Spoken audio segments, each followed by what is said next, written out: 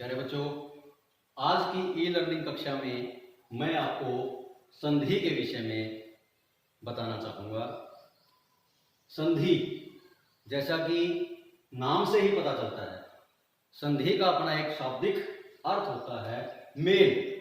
संधि का मतलब होता है मेल, किसी चीज को जोड़ देना यानी कि जोड़ना। संधि का शब्द का ही शाब्दिक अर्थ बनता है मेल, मिलाना।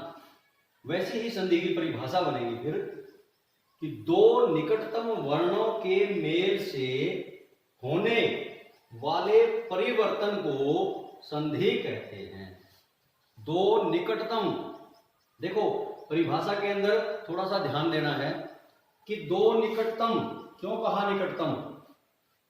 पास पास, दो निकटतम पास पास। निकटतम का मतलब होता है पास पास। जब दो वर्ण पास पास होंगे और उनमें कोई परिवर्तन होगा आपस में मिलने से, उसको हम संधि कहेंगे।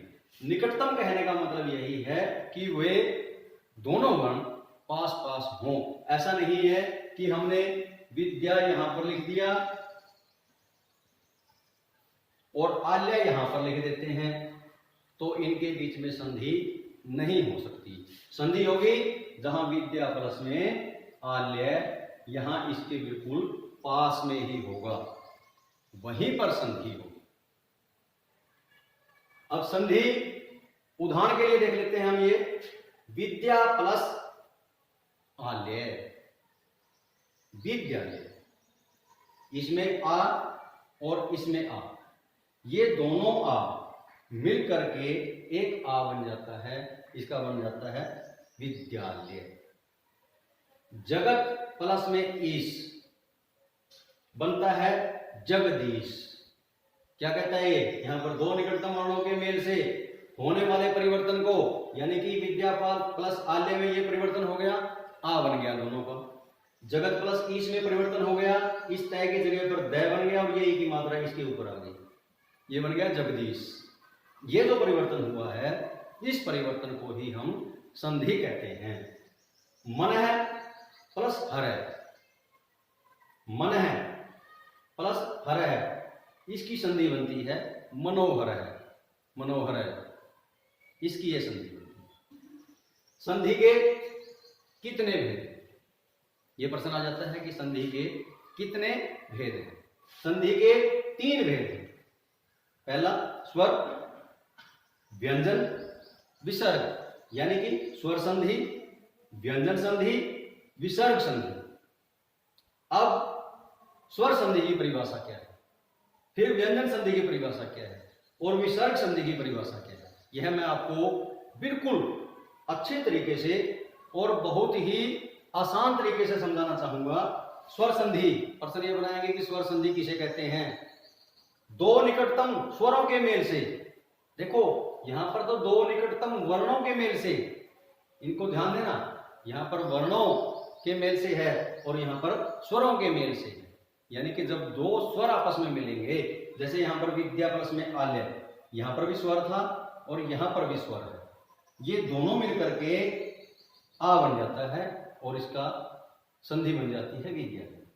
यहां पर व्यंजन संधि है, इसलिए मैंने तीनों उदाहरण अलग अलग दिए हैं, 3 भेद बताए हैं। जैसे संधि के दो निकटतम स्वरों के मेल से होने वाले परिवर्तन को स्वर संधि कहते हैं। जैसे विद्यालय, विद्या प्लस आल्य बन गया विद्यालय।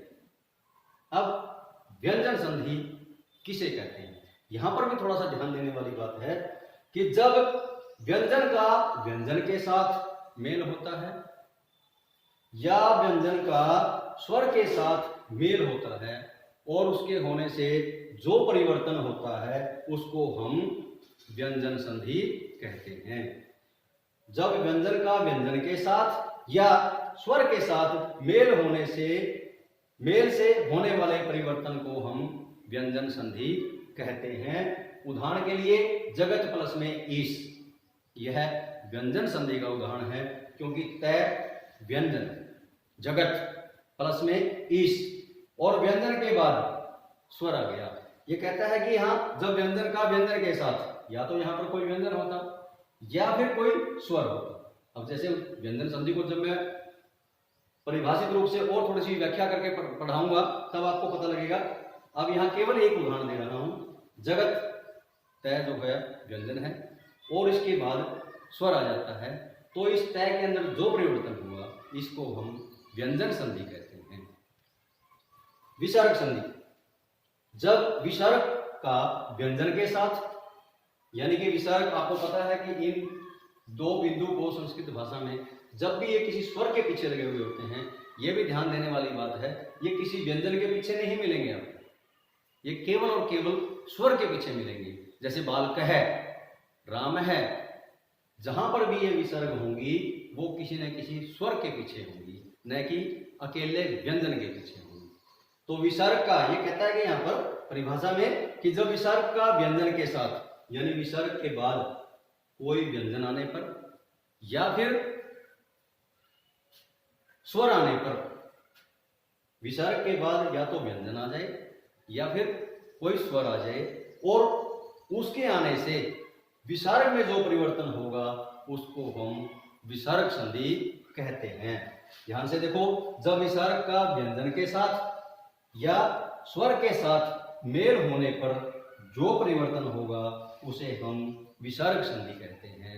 उदाहरण के लिए ये बता दिया कि जैसे मन है प्लस हर है, यहाँ पर दो बिंदी हैं और बना ये परिवर्तन हो गया ओ। मन तो है ही हमारे पास, विसर्गों का ओ हो जाता है, ये बन गया मनोहर। तो प्यारे बच्चों, संधि और संधि की परिभाषा, फिर संधि के भेद और फिर जितने भेद हैं उनकी परिभाषा, यह आप लोगों ने अपनी नोटबुक पर उतार लेने हैं, लिख लेने हैं और साथ के साथ ही इनको याद भी करना है। और याद करना तो बेहद जरूरी है। ये बात और मैं आपको बता दूं कि संधि की जो परिभाषा 6ठी कक्षा में है, 7वीं कक्षा में है, 8वीं कक्षा में है, 9वीं में है, 10वीं में है, 11वीं, 12वीं, BA तक, MA तक, जहां तक भी आप जाओगे संधि के भेद भी इतने ही रहेंगे और संधि की परिभाषा भी यही रहेगी। इसलिए आपको पहली क्लास में ही जो हमारी 6ठी कक्षा है उससे ही यदि हम इनको याद करते हुए चले, वर्णों को याद करते हुए चले, कारकों को याद करते हुए चले, संधि को याद करते हुए चले, तो इनमें आगे जाकर के कोई परिवर्तन होने वाला नहीं है, अपितु यही परिभाषा ही जिस भी कक्षा में हम चले जाएंगे उसमें हमें यही परिभाषा मिलेगी। उम्मीद करता हूं कि आपको संधि बहुत अच्छी प्रकार से इनकी परिभाषा और भेद समझ में आ गए होंगे। आगे वाली वीडियो में मैं आपको स्वर संधि के विषय में डिटेल से बताऊंगा। धन्यवाद।